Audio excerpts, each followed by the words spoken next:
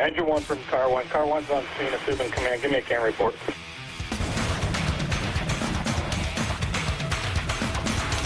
Thanks, Chris. Thank you, Mike. I appreciate it. It's great meeting you. Thanks for having me out. Absolutely. Everybody, welcome to the CAN Report. I'm here at the Northeastern Fire Summit in Wells, Maine. It is almost a full house. We got a lot of people going in and out. And I got a moment to talk with my man, Chris, here from truck company Manifesto. Yes, sir. Out of Rhode Island. Chris, real quick, why don't you tell me a little bit about yourself? So my name is Chris Gray. I'm a Battalion Chief of the City of Central Falls Fire Department. I've been in the fire service 32 years now. So if anybody's familiar with the City of Central Falls, we are 1 square mile by 1 square mile of absolute chaos. So it has kept me busy in my career. I started off in a small volunteer department in my hometown. Absolutely loved serving my community, but really wasn't busy enough. So I ended up moving on to the City of Central Falls, and boy, have I got my hands full. Been there a long time. We went through bankruptcy, one of the few fire departments in the country that had gone through financial issues and bankruptcy, destroyed our manpower. It was absolute disaster. But like the phoenix, you rise from the ashes, and, you know, the union did great things, moved us forward. We got our staffing back, and we haven't looked back since. It's been great. Awesome. That's great. So the story about truck company Manifesto. So I'm one of the lead instructors for Rhode Island Fire Academy. And I've been teaching there for a long time.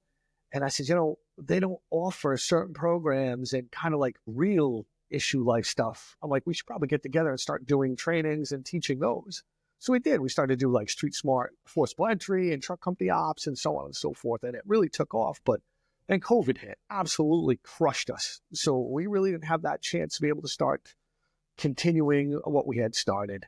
So COVID's over. We went back at it again, full bore. We're doing everything from street smart forcible entry to protester removal.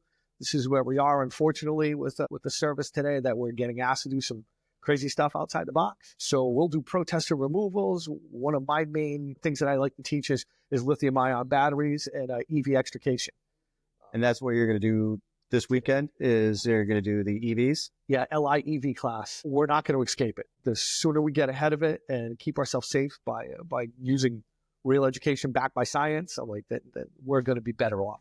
Where did you get the knowledge and the background to teach and to start really being proficient in those skills? So my department's extremely busy. Short staff, so we had to do everything.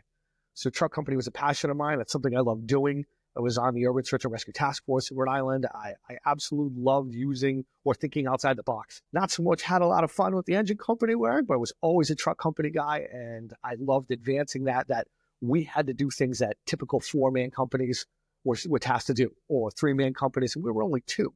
So we had to do a lot of work around. So I ended up bringing that real street smart stuff to other departments who were volunteer and had to deal with the same thing. So it was the whole thing of like, look, just because we're full-time, we're doing the same thing you are. You've only got a couple of people rolling out the door, but the general public expects just as much out of you as they do for us. So we need to give them that. So that kind of training kind of like was born from our necessity in our city and handed out to everybody, you know, the volunteers in other departments. But that whole lithium ion battery thing, how that started, that was about 5 years ago. I'm a fire arson investigator for my department, assistant deputy state fire marshal in Rhode Island. I ended up going out to a fire one day and found multiple spot fires in an apartment. So we're an old school New England triple-decker community. So I see these spot fires, and the first thing off the top of my head is, hey, this looks like an arson fire. So I start to dig a little bit deep, start to do my interviews, and I start talking with the gentleman who was in the building and find out that he was charging a vape pen. So I was like, oh, that's odd. So he's like, yeah, then look at the batteries. It's a lithium ion batteries, rechargeables. It's like, oh, that's odd. Like, I've never had any fires with lithium ion battery vape pens. I'm like, that's kind of weird. So I did a little bit of a deep dive, and me being me, well, I'm absolutely manic. Like, I have to go find out everything about whatever I'm into.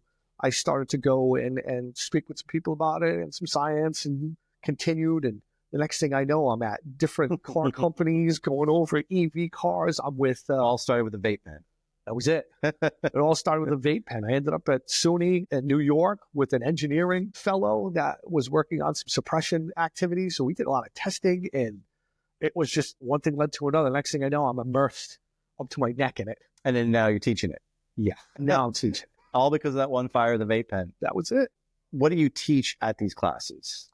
So today's an abbreviated version. I only got so much time, but We'll teach your basic science of like how, why, how to recognize them, where they are, like where you're going to find them. They're in everything nowadays. Everybody really doesn't understand how much of the stuff that we use every single day has a lithium ion battery in it. Mm-hmm. So we're going to go over technology. Then we'll go over suppression, removal. Then we'll go over public service. Like, so us talking with the public about what we're going to do after our batteries have reached their max life. So I'll give you a quick example. Not too long ago, had a fire. It was a garbage truck, and the garbage truck had crushed a lithium ion battery inside of it because that's what was thrown out, shot a 4-foot flame into the hopper. Next thing you know, garbage truck's on fire. So we need to get with the public and talk with them about proper disposal of this so we can kind of avoid those issues. As you know, you can take a look at New York. FDNY is the leading edge right now. Yeah. Our city is not too far behind. We're a very impoverished city.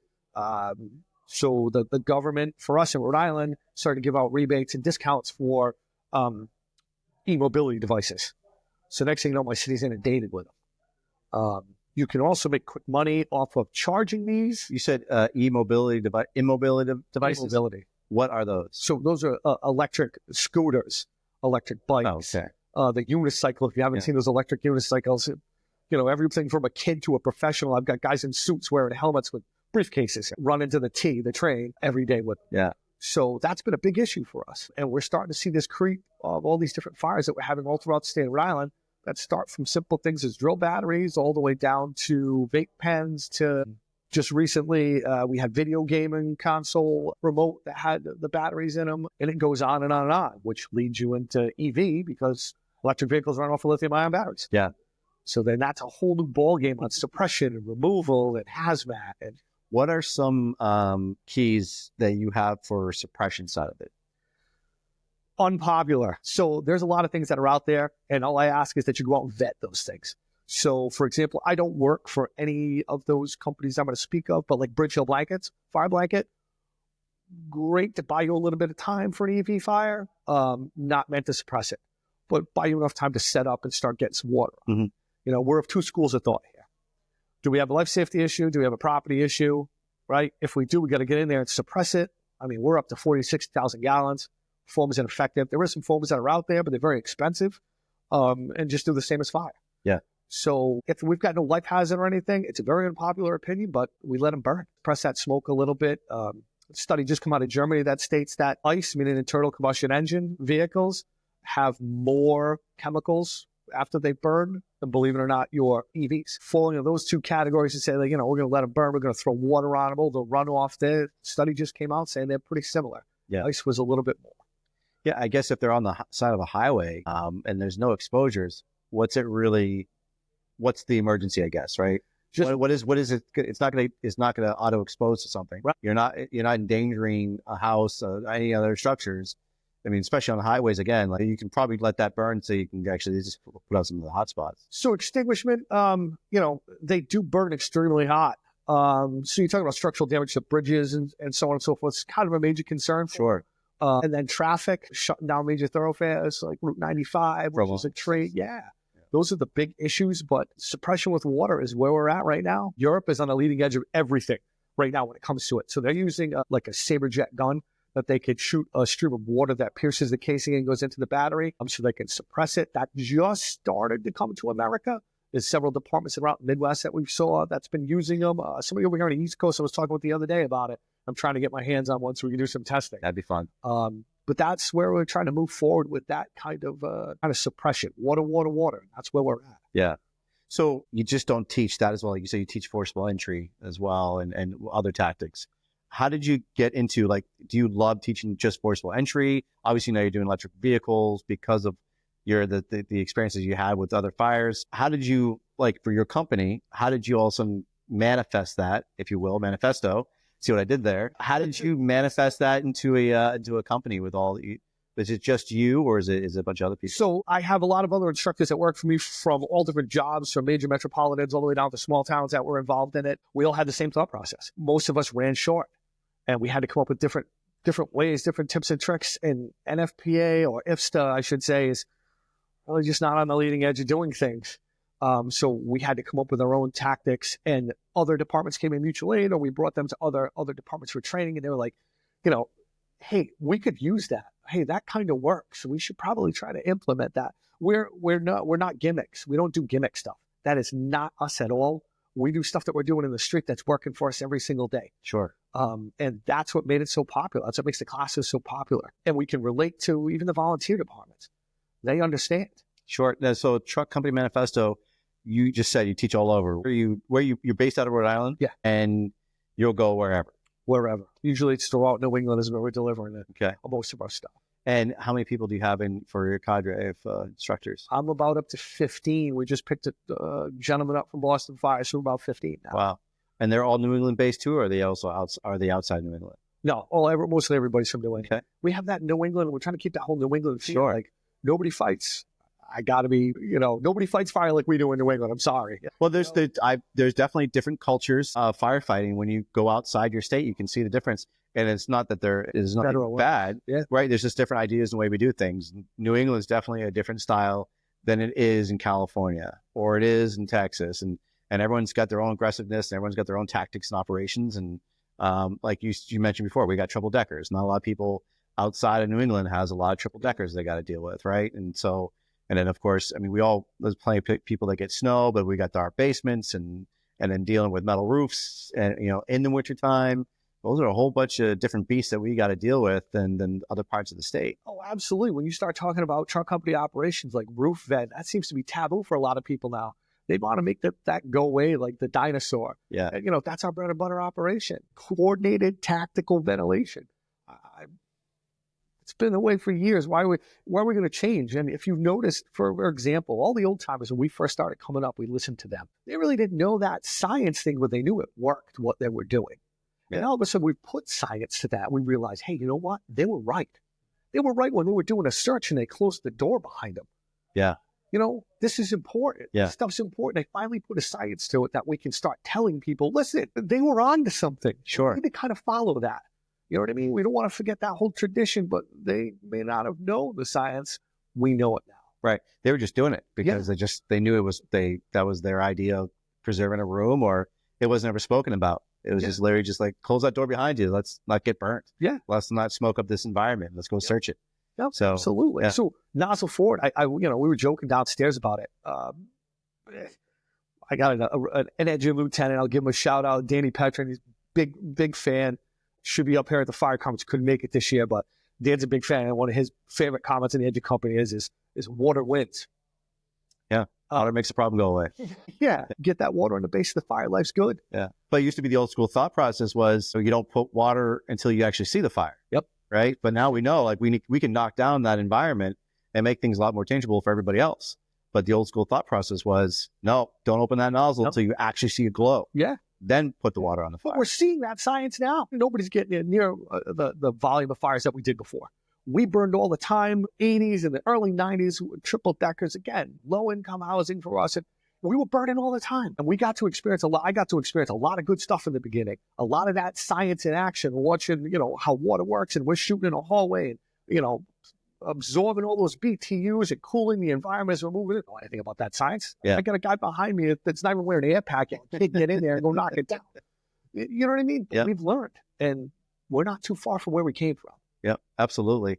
So how did you get to team up with Rusty and the New England Fools? So, again, shout out to New England Fools because they're just an absolutely amazing organization. Yes, sir, they are. So Dana Potter tried to get a program going in Rhode Island years ago. As a Rhode Island portion of the Fools, I worked with Dana, with the USAR team, and I've known Dana for years, and working with the Fools. So Dana had called me one day several years ago and said, hey, you're doing a lot of truck company stuff. Like, we're doing a class up here at the Fools. You want to come up and do some of your truck stuff? Absolutely. I'll be more than happy. I love it. So sure enough, I came up here, I met Rusty, and I hit it off from there. It's been great. I've been teaching for them ever since. How long ago was that? Probably about 5 years ago. 5 years ago. Okay. That's fantastic.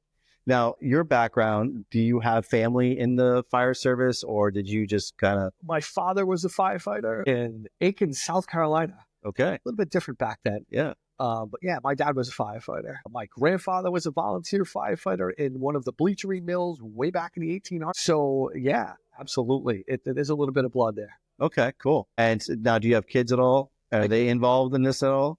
No?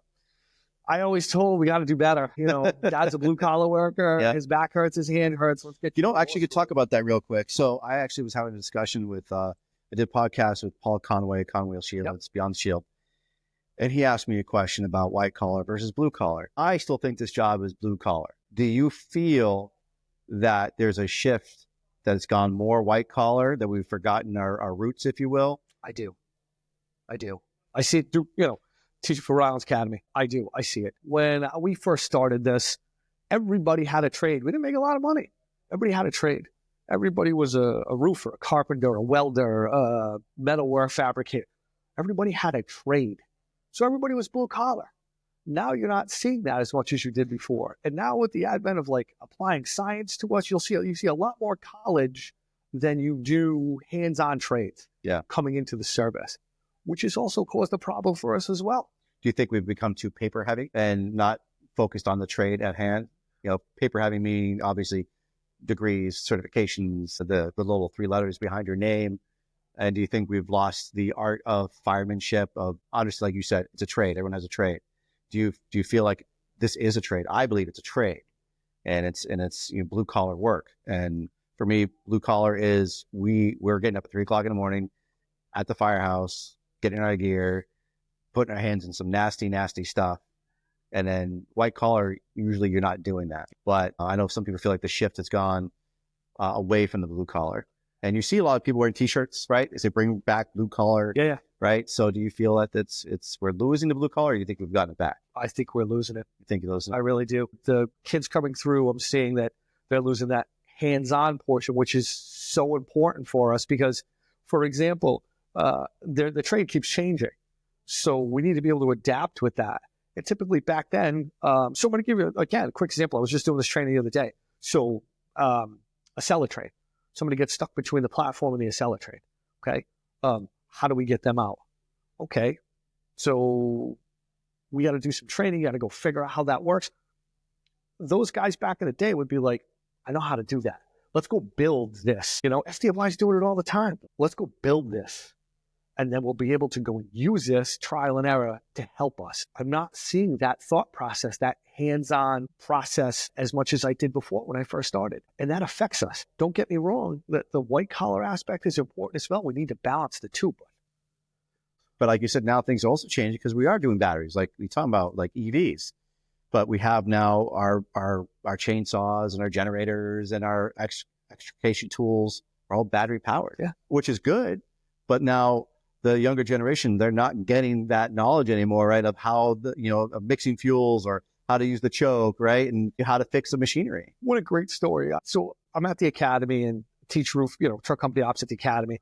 So I get this group of recruits and several years ago. So I'm like, okay, how many people have used a lawnmower? So nobody. Okay. How many people used a weed whacker? How many people used a chainsaw? So I had 1 or 2 people raise their hand. And I said, okay. I said, so you've used a chainsaw before, you understand, mixed fuels and so on and so forth. And he's looking at me and he's like, it's electric. So that started a whole program for us at Rhode Island Academy called Tool Day, which we have to work with them and teach them about how you operate a chainsaw, how you maintain it. To blade tension, types of blades. That's amazing. I didn't even think about that. Completely forgot about that when you started going that direction. Yeah. That you have a lot of electric lawn equipment. Yeah. It's insane. And even then, using screwdrivers, something simple as using a screwdriver. Let's say, I'm going through an Adams right lock and I use the K tool, the Halligan, I pop that lock off and now I need my flathead to get in there to go. So we need a flathead. What's that? Okay, that's the minus. So we teach plus and minus. Plus is the Phillips head, minus. So we've had to not dumb it down, but adapt. Yeah. I definitely agree with that statement that you have to adapt your training techniques. By the time I become my 60s, I'll have to change my tactics because it's going to be a different world. All of this is a different world for all of us. Yeah. As part of the education, we just heard about using social media to your advantage. back in the day, it was a scary thing for a lot of chiefs to use social media to their advantage. They ran from it. They hid from it.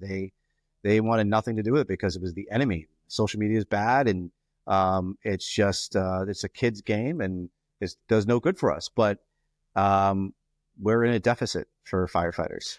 The comedy about that, again, all this stuff is beautiful. Like, I absolutely love that you're saying this, because you really have your finger on a pulse for what's going on with social media and with all of this. I always say in class when I'm teaching, I'm like, if we only used our powers for good with social media, yeah. I'm like, you imagine the reach that we can have? Because you also have to get to the public before anybody else does, because everyone has it in the palm of their hands now. Mm-hmm. And if the departments don't have their own videos up, or their own, their whatever they want to say about a fire or a rescue or something, and they are not using their social media to quickly get that out, everyone's going to form their own opinions. Yep. Or, I mean, it's horrible too, because you got social media that makes us look bad, right? So just a quick little snippet of somebody falling on the ground by accident, now that's going to get all around social media, and that one firefighter looks like a schmuck because he fell on the ground. But, you know, it could have been icy out. There could have been something that nobody else saw. We don't know what happened, but we, in our field now, have to get that message out. But we can use it, like you said, for good. Yeah. And for recruitment, right? Yeah. And to show people how great this job is and what our departments are like. And like I said, we are in a deficit of getting firefighters. And this is our recruitment tool. We need to get that word out and not be scared of social media. It is a scary place, but if you know how to use it, it can really work to your advantage. Absolutely. Use your powers for good. One of the things that, again, you'll hear me say today is technology has advanced to so much in vehicles that there's apps out there to help you with a lot of your EV and hybrid vehicles. And we push those apps because there's nobody anymore that knows every single shutoff, battery location, or cable. There's nobody. It doesn't happen. I'm sorry that it comes out too fast and we don't do it. So we have apps. And one of my things is GTS. I took it from an instructor that was at Syracuse's Heavy Rescue Conference a couple of years ago. GTS. What's GTS? Google that shit. You're right. You're absolutely right. Well, I mean, people Google that shit even for simple fire tactic stuff, right? The EV stuff, or RIT, or throwing ladders, any kind of those tips out there. But the biggest thing is you have to vet that information. That's true. So it's all out there, and it's in our palm of our hands. But there's people making content that maybe is not what you'd back, right? So you'd see it, go, no, don't do it that way. We see it a lot, right? You see it a lot. So you have to really vet as a student, and even someone who's been had a lengthy career. You still have to vet that information, because I think as you go in with the experience and years in, you can see that and right away go, no, that's not right. But the younger, someone who maybe only has 5 years in, looks in and goes, oh, that makes sense. It's on Google, so it's got to be right. Exactly. It's got to be true. Yeah. So you have to vet the information, and using social media as an educational tool is really great. And now, do you have, for your company, do you use social media to your advantage? Do you have like YouTube or Instagram? Do you get any information out there? I haven't done the YouTube issue. So I work with another company called OSA, One Step Ahead. They do a lot of the social media aspect of it. I am not a very big social media, like I do have a social media platforms for the company or whatever for trainings and so on and so forth, but I am not. I have OSA, and their group has been fantastic. They are way ahead of the curve when it comes to that. That's awesome. We'll have to talk to them next then. As we're winding down, you mentioned to me that in your years, 32 years, which is insane, is incredible. Thank you for being on for so long. You worked the station nightclub fire. Yes. And were you one of the first there? Were you one of the second third do? We were, from where my town is, where West Warwick is, it's on a good day, it's a 20, 25-minute ride in regular traffic. But because that incident needed so many EMS units, we were there probably in 15 minutes. But yeah, no, we were not the first. We were probably the 15th or 12th because they had called the whole state. Yeah. Yeah, that's a crazy event. How did you recover from that?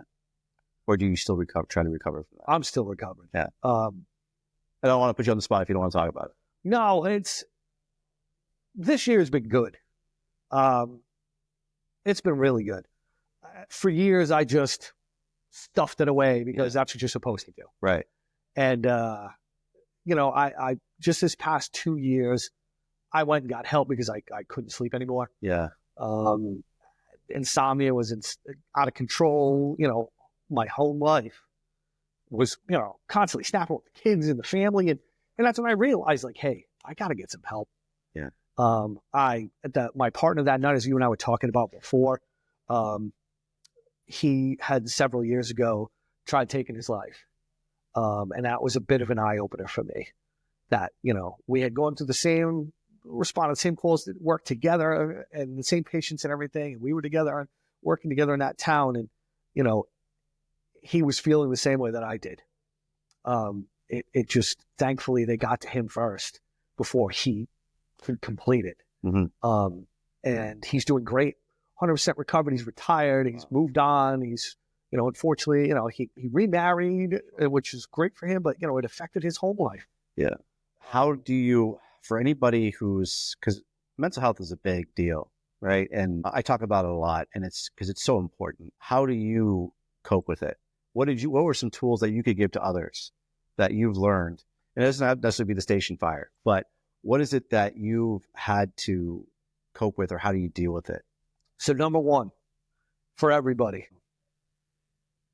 it's okay to not be okay. Sure. We're not machines. So understand that we're going to see some things and we're going to do some things, and it may not affect you today. It may catch you down the road, but it's okay not to be okay. And lean on your brothers and sisters. That's what they're there for. Real brothers and sisters. That's what they're there for, so that you can talk about it. In today's day and age, there's so many outlets for us to go and speak to people in mental health that don't not do that. We talk in the academy about it. That's one of the big things that we push in the academy is, we're going to see some shit, and it's going to affect you. And I don't care who you are, it's going to catch you at some point. Yeah. Okay. We can only run for so long. So understand that. Try to vent. If you're an officer, know your crew. I'm a battalion chief. I oversee my shift. Talk to my guys on a regular basis. If somebody's having a bad day, you need to talk to them. I don't care if they get mad about it. You need to talk to them. Yeah. Because that's the problem. We're not catching this. We've had a lot of suicides in the state of Rhode Island, the fire service, in the past couple of years. Yeah, I've been reading that. We got to do better. How do we do better? By reaching out? Reaching out. And again, like you said, understanding your crew. Yeah. Knowing those tales. That's your officer. That's your senior man. That's senior man or woman. Like I mean, because you're living with them. Yeah. So it's like knowing your wife or knowing your husband and knowing your daughter, knowing your son. Like, when something's bugging them, when something's wrong. And I think we're living with our crew 24, 48 hours, even sometimes 72 hours. Like, we call them our family. We call each other brothers and sisters. We should kind of be attuned to what their attitude is. If you see a shift in their attitude where usually they're happy, they love to come into work, and the next couple of shifts it's starting to decline, and they're becoming aloof, and they don't want to train with you anymore, and they stay in their bunk rooms, or when they go home, there's like, hey, see you next shift. No. Yeah. Maybe, I don't know. Those are and you blow up like, he's just having a bad day, but then that could be the last day because you didn't bother to say, hold on a second, this is not you. One of the big things for us in the fire service is that alcohol went hand in hand with our job. Yeah. We've always drank. That was our way of releasing, but it's not. I was in the pipe and drum band for years, and I can tell you we drank all over, but it just got to one day where you're like, why am I drinking? Is it because it's our tradition in our service, or is it because I'm trying to hide something? And I quit. And now I can socially drink and have a beer every once in a while, but I literally quit because I didn't like the person I was. Yeah. I didn't. That's amazing that you could find that out, that you were not that person you wanted to be. Yeah, no, it's a big deal. I have a great support system. That's what we talk about, like leading brothers and sisters. Having a great support system at home is top notch. It literally is. My wife's a nurse. She's right on it. Hey, there's something wrong. Hey, you need to talk about this. Hey, you need to talk about this. Hey, we need to talk about this. It's important. And that's that great support system where we at the fire station or being at home. You got to have somebody that you can talk to. You got to get it off your chest. Even though we may be annoying at times about, the things we talk about, that's going to help us get that stuff off our chest so it doesn't build up. Yeah. Because you're right. We're losing too many. Way too many. We got to do better. We do. That's awesome, man. So where are you on to next? Do you have any other trainings lined up? Oh, boy. We just finished up active shooter a couple of weekends ago with OSA. And we're moving on to C.A.N confidence class. We'll be doing protester removal class coming up, I think, in May. We're working on securing another facility for that program. What else? We're going to be doing tech involvement classes because it's that time of year where it's nice outside, not like being up here with freezing cold.